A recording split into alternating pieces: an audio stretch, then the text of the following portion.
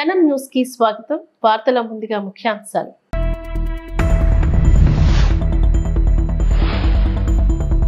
మహిళల సాధికారతే మా ప్రభుత్వ లక్ష్యం, హితవు పలికిన ప్రధాని మోదీ.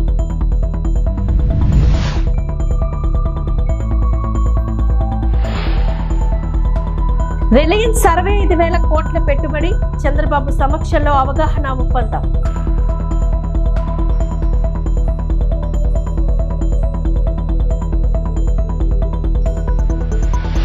ఇంటూరు కుటుంబ సభ్యులను పరామర్శించిన వైఎస్ జగన్.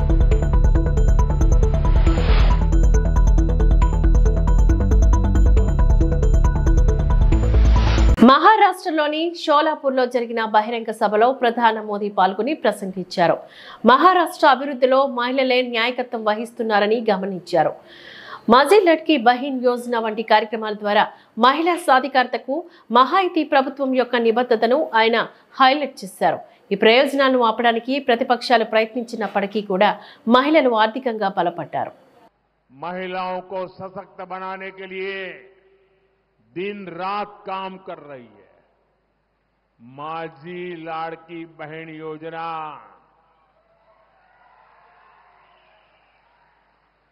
हर किसी की जुबान पर है. माझी लाड़की बहन योजना, ये योजना महिलाओं के विकास के प्रति हमारी प्रतिबद्धता का उत्तम उदाहरण है. आपने देखा है, सरकार ने महिलाओं के हाथ में पैसा दिया, सीधा उनके खाते में जमा हुआ तो ये गाड़ी वालों की नींद हराम हो गई.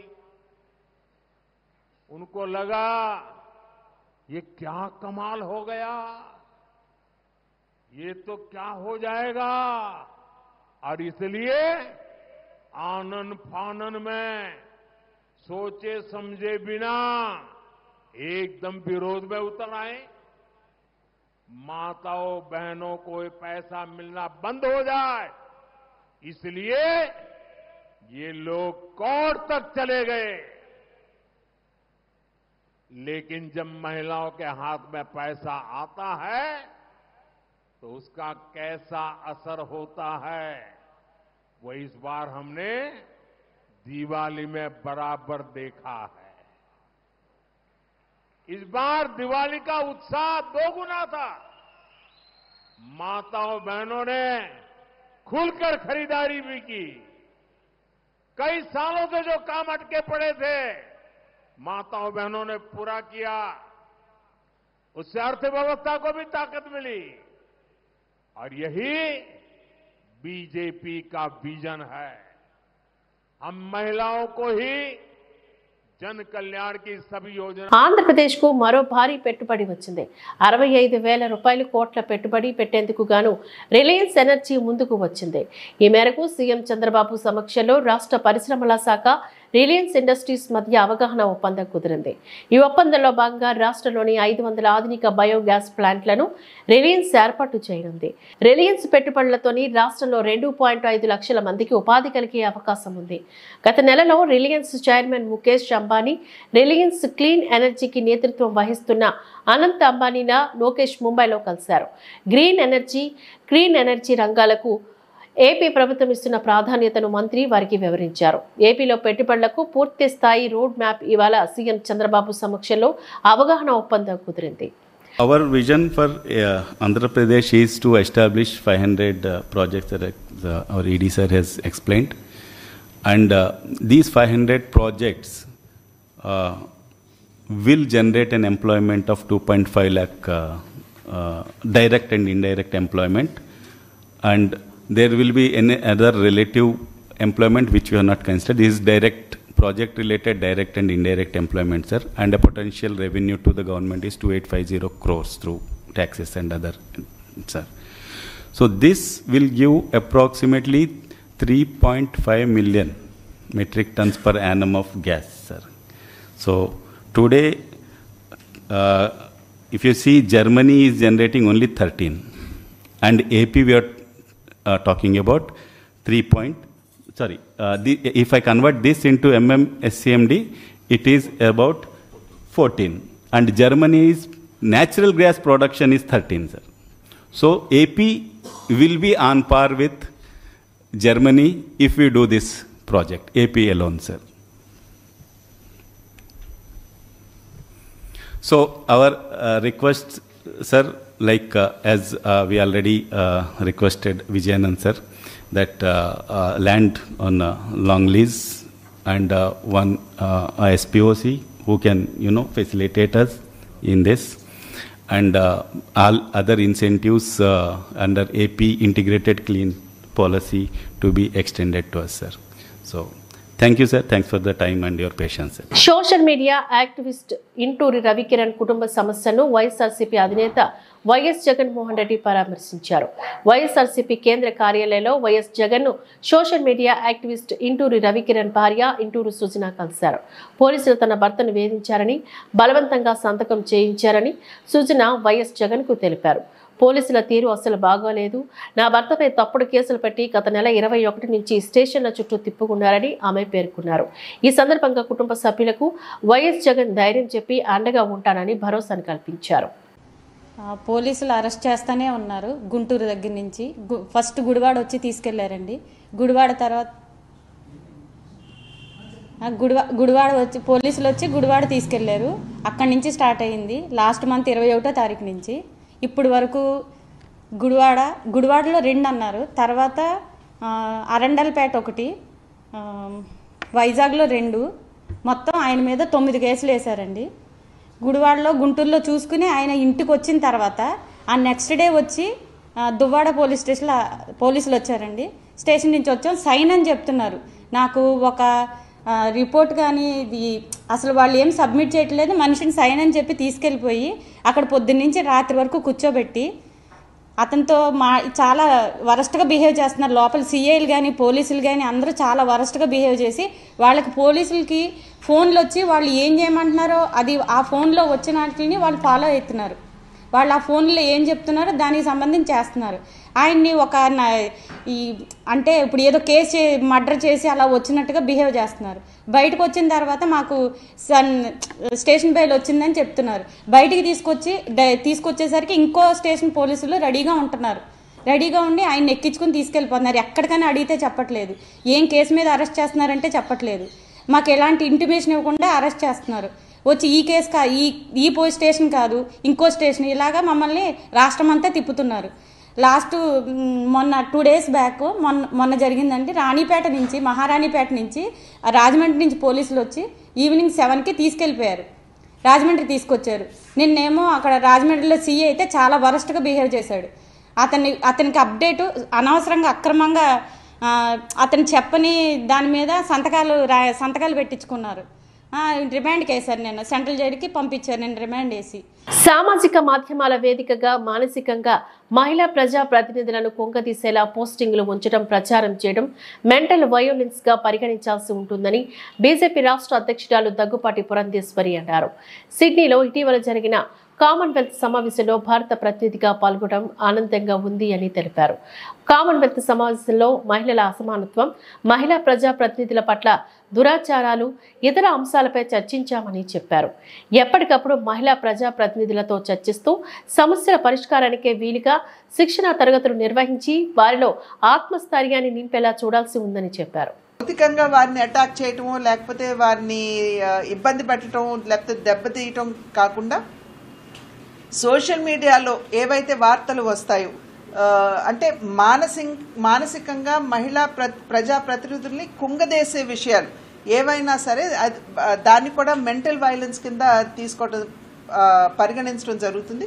కనుక ఇటువంటి అంశాలన్నింటి మీద కూడా దేశంలో ఉన్నటువంటి మహిళా ప్రజా ప్రతినిధులతో ఎప్పటికప్పుడు సంవాదిస్తూ వారిలో అవగాహన, అదేవిధంగా ఆత్మస్థైర్యాన్ని పెంచడానికి కావలసినటువంటి ట్రైనింగ్ కార్యక్రమాలు నిర్వహించుకుంటూ ఇవన్నీ కూడా తీసుకుని వెళ్ళి మళ్ళీ మనం కామన్వెల్త్లో ప్రస్తావించి వారి సహకారం అందుకునేటువంటి అవకాశం అనుకుంటుంది. సహకారం అంటే కేవలం ఇది ధన రూపేణా ఉండనవసరం లేదు. టెక్నాలజికల్ సపోర్ట్ మహిళా ప్రజాప్రతినిధులకు ఇస్తూ వారిలో ఆత్మస్థైర్యాన్ని పెంచేటువంటి ఒక సహకార కార్యక్రమం కూడా కామన్. గిరిజన హాస్టల్ను పరిశీలించిన జనసేన పార్టీ ఇన్ఛార్జ్ శ్రీమతి వినూత కోట. ఈరోజు శ్రీకాళహస్తి నియోజకవర్గ జనసేన పార్టీ ఇన్ఛార్జ్ శ్రీమతి వినూత కోట పట్టణంలోని ప్రభుత్వ గిరిజన బాలికల హాస్టల్స్ను సందర్శించడం జరిగింది. దాదాపు 650 మంది బాలికలు ఈ హాస్టల్లో ఉంటున్నారు. ఆడబిడ్డల సమస్యలు వ్యక్తిగతంగా అడిగి తెలుసుకోవడం జరిగింది. సమస్యల కుప్పగా హాస్టల్ మరియు పరిసర ప్రాంతం ఉందని తెలిపారు. గత ప్రభుత్వం 5 సంవత్సరాల్లో ఏమాత్రం పట్టించుకోకుండా గాలికి వదిలేశారని ఆరోపించారు. డైనింగ్ హాల్లో ఆహారం క్వాలిటీ పరిశీలించారు. బాలికలతో కలిసి భోజనం చేశారు. ఈ క్రింది సమస్యలు వినీత గారి దృష్టికి తీసుకువచ్చారు. నీటి సమస్య మరియు త్రాగునీటి సమస్య, డైనింగ్ హాల్ వర్షాకాలంలో roof leakage, hostel PED warden దురుసుగా ప్రవర్తిస్తుందని తెలిపారు. హాస్టల్ పరిసరాల్లో మరియు బాత్రూమ్స్ లో తగు లైట్లు లేవు. కాంపౌండ్ వాల్ సరిగ్గా లేదు. బయట నుంచి ఆకతాయిలు సాయంత్రాల్లో ఇబ్బందులు పెడుతున్నారు. ఆహారం క్వాలిటీగా పెట్టడం లేదు. 650 మందికి సరిపడా హాస్టల్ కాదు. 40 మంది ఒక రూమ్లో పడుకుంటున్నారు. 650 మందికి సరిపడా బాత్రూమ్లు లేవు. సీసీ కెమెరాలు పనిచేయడం లేదు. అకాడమిక్లో సరిపడా ల్యాబ్ ఫెసిలిటీ లేదు. వాచ్మెన్ ఆర్ సెక్యూరిటీ లేదు. సరిపడా వార్డెన్ స్టాఫ్ లేరు. 650 మందికి ఒకే వార్డెన్ ఉంది. శానిటరీ ప్యాడ్ డిస్పోజల్ మిషన్ లేదు. ఈ సమస్యను స్థానిక ఎమ్మెల్యే గారి దృష్టికి, జిల్లా కలెక్టర్ గారికి, ఉప ముఖ్యమంత్రి శ్రీ పవన్ కళ్యాణ్ గారి దృష్టికి తీసుకుని వెళ్లి త్వరితగతిన పరిష్కరించేలా చర్యలు తీసుకుంటామని హామీ ఇవ్వడం జరిగింది. ఇకపైన తరచూ హాస్టల్కి వచ్చి ఫీడ్బ్యాక్ తీసుకుంటామని ధైర్యం చెప్పడం జరిగింది. స్కూల్ ఆర్ హాస్టల్లో కంప్లైంట్ బాక్స్ పెడతామని, సమస్యలు ఎప్పటికప్పుడు తెలపాలని కోరారు. దురుసుగా ప్రవర్తిస్తున్న హాస్టల్ పీఈడీ వార్డెన్ను మందలించి మరోసారి కంప్లైంట్ వస్తే చర్యలు తీసుకుంటామని హెచ్చరించారు. అందరికీ నమస్కారం. మీడియా మిత్రులకు నా నమస్కారం. ఈరోజు శ్రీకాళహస్తిలో ఎస్టీ ఉమెన్స్ హాస్టల్కి రావడం జరిగింది. ఇక్కడ సందర్శించడం జరిగింది. జనసేన పార్టీ నాయకులు, వీర మహిళలు అందరం కలిసి డిప్యూటీ సీఎం శ్రీ పవన్ కళ్యాణ్ గారి ఆదేశాల మేరకు, సీఎం నారా చంద్రబాబు నాయుడు గారి ఆదేశాల మేరకు ఈరోజు ఇక్కడ సందర్శించి వీళ్ళు ఎప్పటి నుంచో ఫేస్ చేస్తున్న ఇష్యూస్ తెలుసుకోవడం జరిగింది.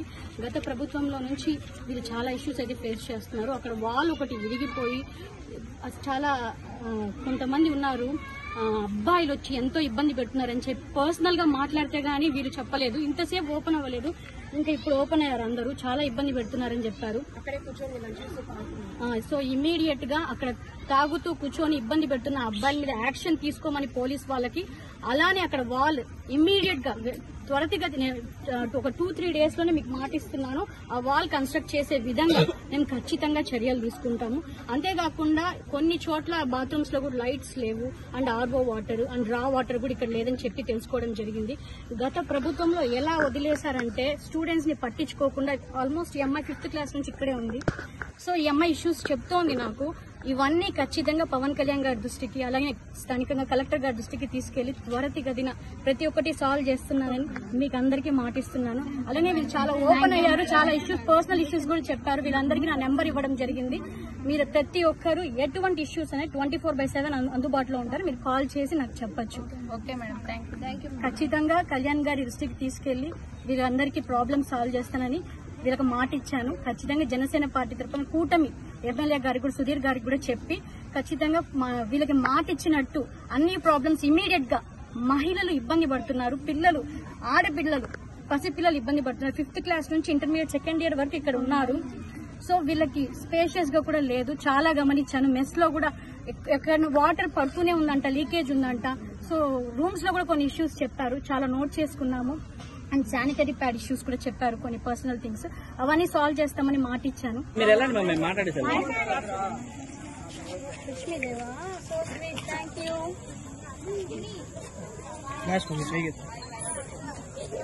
విశాఖ జిల్లా గాజువాక నియోజకవర్గం గాజువాక జీవీఎంసీ మారని అధికారుల తీరుపై వైసీపీ మత్తు వదలని అధికారులు. 68వ వార్డులో వైసీపీ ప్రభుత్వం పోయి టీడీపీ ప్రభుత్వం వచ్చిన అధికారులు వైసీపీ మత్తు వదలడం లేని, వార్డులోని టీడీపీ కమిటీని కాదని వైసీపీ నాయకుల్లో పనిచేస్తున్న అధికారులు. మేము కంప్లైంట్లు, సమస్యలు తెలిపినా స్పందించని అధికారులు చివరికి ఆర్టీఐ లెటర్లు ఈఈకి, ఏఈకి ఇచ్చిన సమాచారం ఇవ్వలేని పరిస్థితి. 2 నెలలు అయినా సమాచారం కూడా ఎందుకు ఇవ్వటం లేదు? అలాగే ఏఎంహెచ్ డిఎస్హెచ్ఓ వచ్చి వైసీపీ నాయకులతో వార్డులో పర్యటన చేశారు. మెయిన్ కమిషనర్ వచ్చినా కూడా టీడీపీ వారికి సమాచారం ఇవ్వకుండా వైసీపీ వారితో పర్యటన చేశారు. 68వ వార్డులో 2019, 2024 వరకు ఎన్ని వర్కులు చేశారో, ఎన్ని వర్కులు పెండింగ్ లో ఉన్నాయా, అయినా వర్కులకు వర్క్ ఎస్టిమేషన్ కాపీస్ మరియు అయినా వర్కులకు ఏ పనులకు ఎంత నిధులు చేశారో ఆర్టీఐ పెట్టినా ఇవ్వలేదు. మళ్ళీ ప్రస్తుతం వర్కులకు కూడా వైసీపీ వాళ్ళతో కూర్చొని ఎస్టిమేషన్ వేశారు. ఈవెన్ సచివాలయ ఎంప్లాయీస్ కూడా సీక్రెట్గా వైసీపీ నాయకులు కూర్చోబెట్టుకొని వార్డు అభివృద్ధి పనులు ఎస్టిమేషన్ వేయడానికి గల కారణం ఏంటి? దీనికి మాకు సమాధానం చెప్పాలి. అలాగే 2014 నుంచి 2019 నుంచి 2014 వరకు 2024 వరకు వార్డులో ఏవైతే పనులు జరిగాయో ఆ పనులకి ఎంత ఖర్చు పెట్టారు, ఎన్ని నిధులు ఖర్చు పెట్టారు అనేది మాకు కావాలి, సమాచారం ఇవ్వండి అంటే అలాగే ఇవ్వకూడదండి. 18 కోట్లతో అభివృద్ధి పనులు చేశారంటే ఆ 18 కోట్లకు తగ్గట్టు ఆ ఊరైనా ఆ గ్రామం అయినా అందంగా తీర్చిదిద్దాలి. కానీ మీరు ఒక్కసారి 68వ వార్డుకి వచ్చి చూస్తే ఆ 18 కోట్ల నిధులు ఎటు వెళ్ళిపోయాయి, ఆ ఎస్టిమేషన్ తగ్గట్టు ఖర్చు చేశారా లేదా అని మేము సమాచారం అడిగినా కూడా సమాచారానికి ఈ 2 నెలలు అయినా కూడా ఆర్టీఆర్తో సమాచారం కానీ సమాధానం కానీ ఏది లేకుండా మేము ఇవ్వమండి, ఇవ్వద్దని చెప్పారండి. ఇది సమాధానం చెప్తున్నారు. ఎందుకు వైసీపీ మత్తు వదలట్లేదు అధికారులని మేము ప్రశ్నిస్తున్నాం. లేదు అని అంటే చెప్పండి, మేము అధిష్టాన దృష్టి తీసుకెళ్ళి మేము తగ్గట్టు పని చేయించుకుంటాం. పనిచేసుకుంటూ వస్తున్నటువంటి సీనియర్ నాయకులు కూడా అయినప్పటికీ కూడా ఆ వార్డులో ఏ కార్యక్రమం జరిగినప్పటికీ కూటమి ప్రభుత్వం అధికారం వచ్చినప్పటికీ కూడా ఈ రోజు వరకు కూడా వైసీపీ నాయకులతో కానీ అక్కడ ఆర్పీలు కూడా వైసీపీ నాయకులతో పోతే తిరుగుతున్నారు తప్ప మాకు వార్డు కమిటీగా మాకు ఏ రకమైన సమాచారం ఇవ్వట్లేదు. ఇక్కడ అధికారులు కూడా ఏ రకమైన సమాచారం వార్డుకు వచ్చి మా పక్కన స్వతంత్ర వెళ్ళిపోయినా సరే ఆ స్థానిక నాయకులుగా ఉన్నట్టు మాకు ఏ రకమైన సమాచారం ఇవ్వట్లేదు.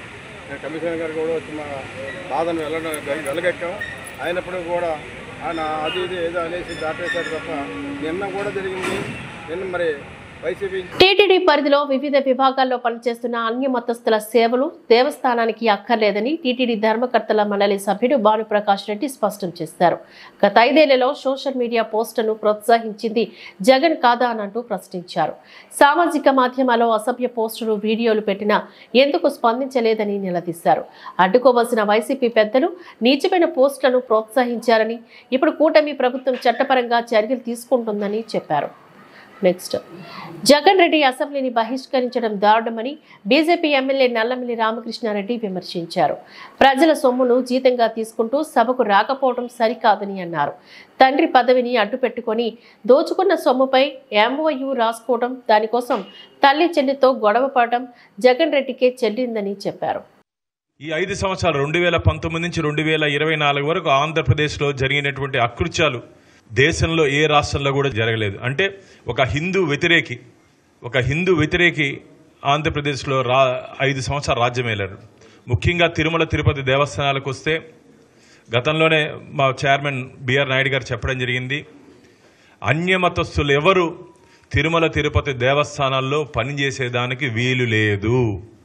స్వామివారి దగ్గర ప్రసాదం తీసుకొని, స్వామివారి దగ్గర జీతం తీసుకొని, స్వామివారిది ఉప్పు తింటూ స్వామివారి ప్రసాదం తీసుకొని ఏ వ్యక్తి కూడా తిరుమల తిరుపతి దేవస్థానాల్లో పనిచేసేదానికి అర్హుడు కాదు అని చెప్పి భారతీయ జనతా పార్టీ గట్టిగా అన్యమతస్తుల్ని హెచ్చరిస్తున్నాం. మేము మీడియా మిత్రులు చాలామంది చాలా సందర్భాల్లో చూస్తుంటారు, స్వామివారి దర్శనం చేసుకుని బయట వచ్చిన తర్వాత తిట్టేదానికి వస్తారు కొండకి. వారు స్వామివారి ఆశీర్వాదం కోసంగా రారు, జగన్ కళ్ళల్లో ఆనందం చూసేదానికి వస్తారు వాళ్ళు.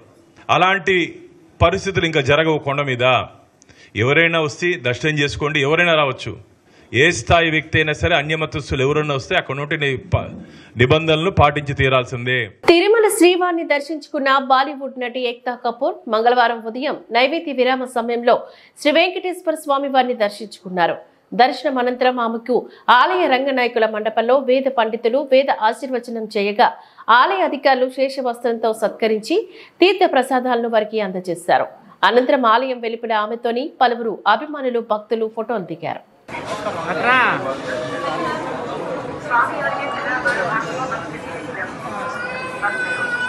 అక్క చెప్పుకో మమ్మల్ని వస్తుంది వెనకాల ఉన్నారు వినోద్ జనాలు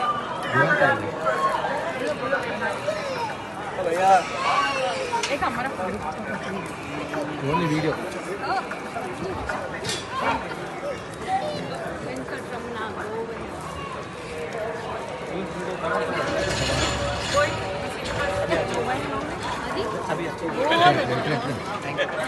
థ్యాంక్ యూ సో మచ్.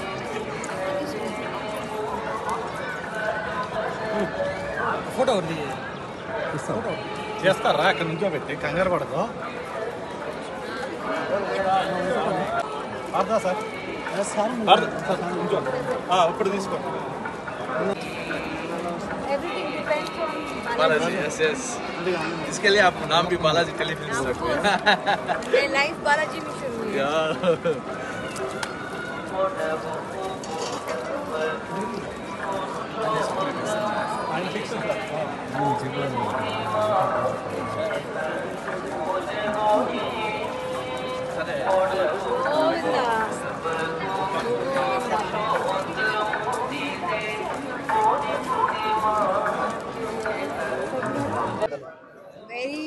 बहुत ही अच्छा दर्शन, आउटस्टैंडिंग दर्शन, वेरी गुड दर्शन, वेरी गुड प्रसाद, वेरी गुड.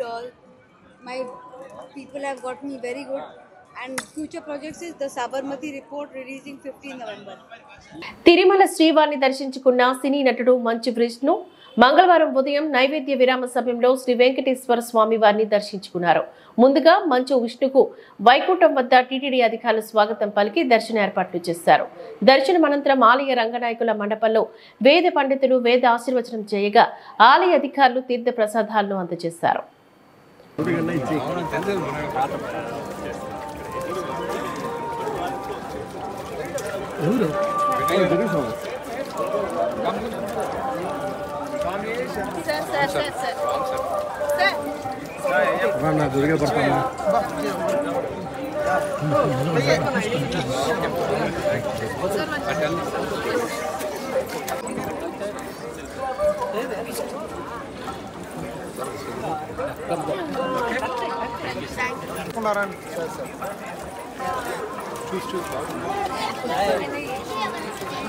కొంచెం సైడ్ రండి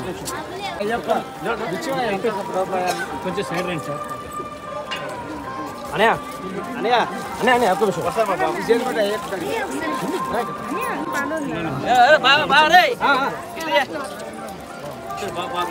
అన్నయ్య చూడనా స్టైల్ అవనే రా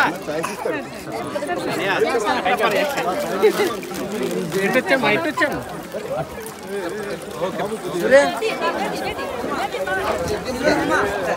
సైడ్ రానా సైడ్ రానా సూర్య సూర్య సూర్య సూర్య సూర్య సూర్య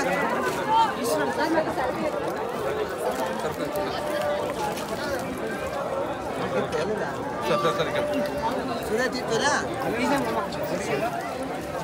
మహారాట్ బక్కే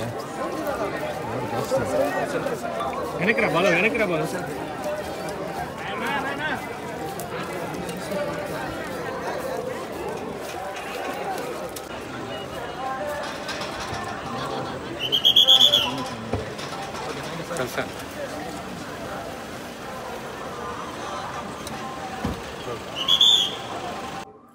ఈరోజు వచ్చి కన్నప్ప సినిమా గురించి వెంకటేశ్వర స్వామిని వేడుకోవడం జరిగింది.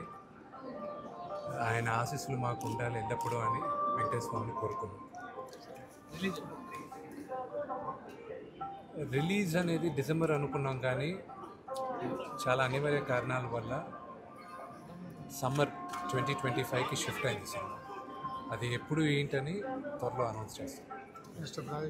అన్నమయ్య జిల్లా రైల్వే కోడూరు నియోజకవర్గం పుల్లంపేటలోని ఎంపీడీఓ ఆఫీసును ఆకస్మికంగా జిల్లా కలెక్టర్ చామకూరి శ్రీధర్ పుల్లంపేట మండలాన్ని పరిశీలించి పీజీఆర్ఎస్ రెవెన్యూ సమస్యలపైన సమీక్ష సమావేశాన్ని నిర్వహించి క్షేత్రస్థాయిలో విచారణ జరిపి సమస్యలు పరిష్కరించాలని మరియు సీఎంఓ అర్జీలు పీజీఆర్ఎస్ దరఖాస్తులను గుణాత్మకంగా గడువులోగా ముగించాలని మండల స్థాయి అధికారులు మరియు గ్రామ రెవెన్యూ అధికారులను ఆదేశించారు.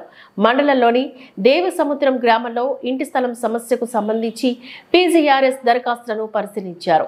PGRS, APAR, household geo tagging, Aadhaar లింకేజీపై సమీక్ష సమావేశాన్ని నిర్వహించి ప్రగతిని మెరుగుపరచాలని ఆదేశించారు. అలాగే మండలంలోని సరిహద్దురాలపై ఉన్న గత ప్రభుత్వం పేర్లను వెంటనే తొలగించాలని ఆదేశించారు. ఈ కార్యక్రమంలోని ADE Bharat Kumar, Rajampet in charge RDO Leelarani, అధికారులు తదితరులు పాల్గొన్నారు.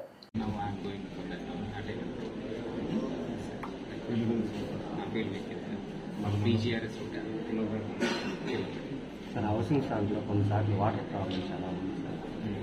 జగన్ ఇచ్చిన పాలన ఇచ్చారు కదా, వాటర్ ప్రాబ్లమ్ చాలా ఉంది. కట్టడానికా లేకపోతే ఆల్రెడీ బోర్ వేసిన కనెక్షన్ అయితే ఇవ్వలేదు సార్. హౌసింగ్ దాంట్లో ఇవ్వలేదు. వాళ్ళు ఇల్లు కట్టుకోవాలన్నా కూడా ఇప్పుడు వాటర్ ప్రాబ్లమ్ సార్. లిస్ట్ ఇవ్వండి.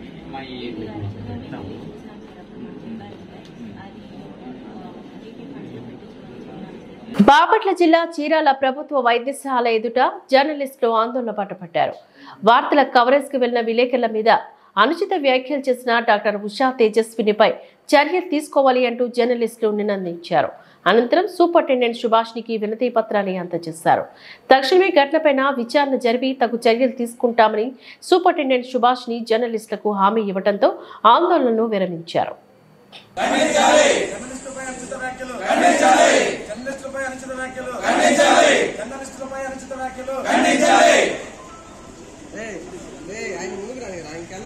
హాస్పిటల్ వైద్యులపై చర్యలు తీసుకోవాలి.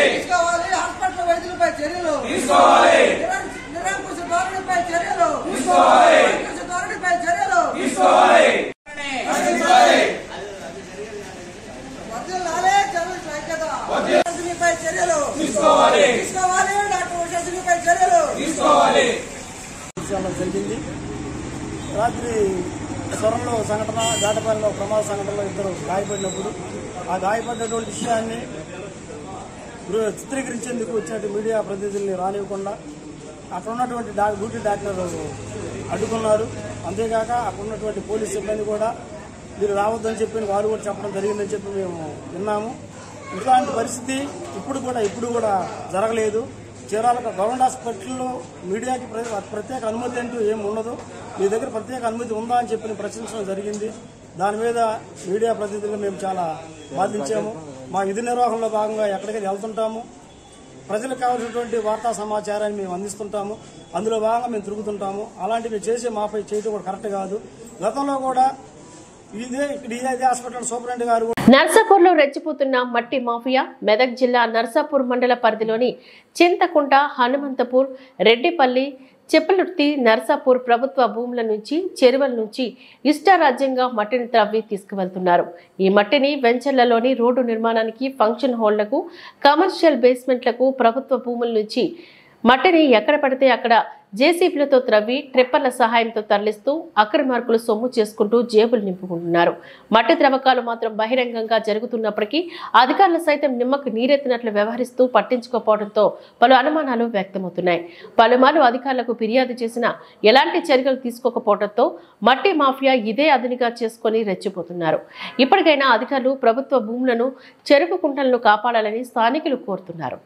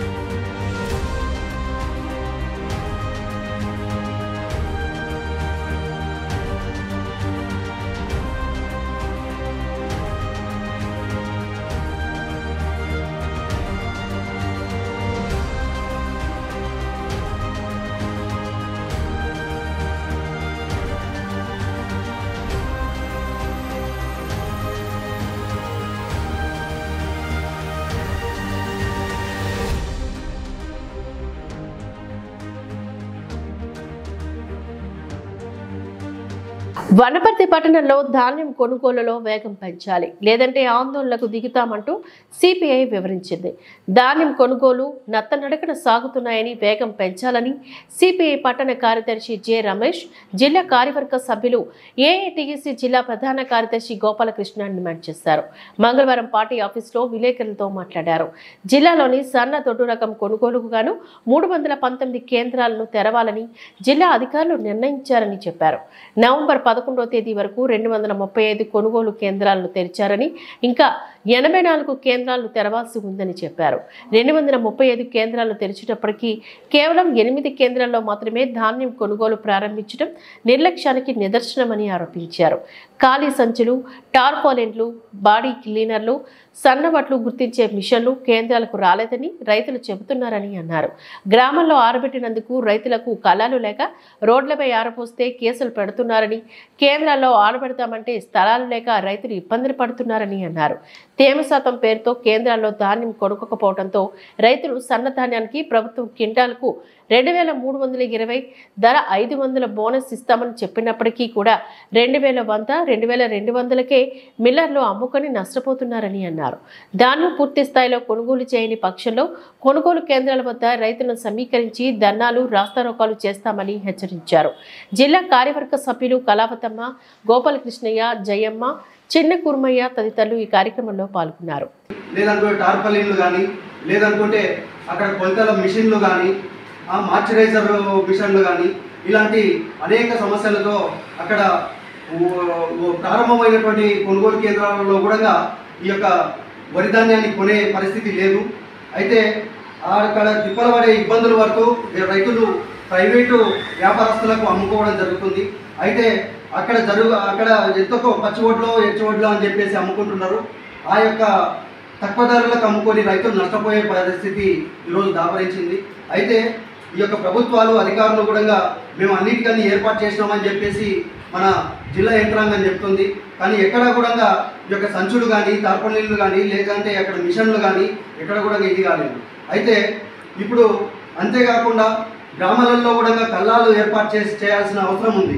ఆ కల్లాలు ఏర్పాటు చేయకుండా గతంలో టీఆర్ఎస్ ప్రభుత్వంలో కూడా కల్లాలు ఏర్పాటు చేస్తామని చెప్పేసి ఏదో మొక్కుబడిగా ప్రారంభం కోసం అని చెప్పేసి కొన్ని అక్కడక్కడ ఏదో ఆడో చేసిండ్రు. అవి కూడా ఇప్పుడు గ్రామాలలో కల్లాలు ఏర్పాటు చేయాలి. దానికి సంబంధించినటువంటి 70,000, 75,000 మంజూరు చేస్తుండ్రి. ఆ విధంగా చేసి గ్రామాలలో ప్రతి ఒక్కరికి కూడా కల్లాలు ఏర్పాటు చేయాలని చెప్పి ఈ సందర్భంగా డిమాండ్ చేస్తున్నాం. అంతేకాకుండా కొనుగోలు కేంద్రాలను వెంబడే మిగిలిన వాటిని అన్నింటినీ కూడా ప్రారంభం చేయాలి. వారికి వసతులు కల్పించాలి. అక్కడ నీటి సౌకర్యం కానీ, లేదంటే మిగతా సౌకర్యాలను అన్నింటినీ ఏర్పాటు చేయాలి. ఈ వార్తలు ఇంతటితో సమాప్తం. నమస్కారం.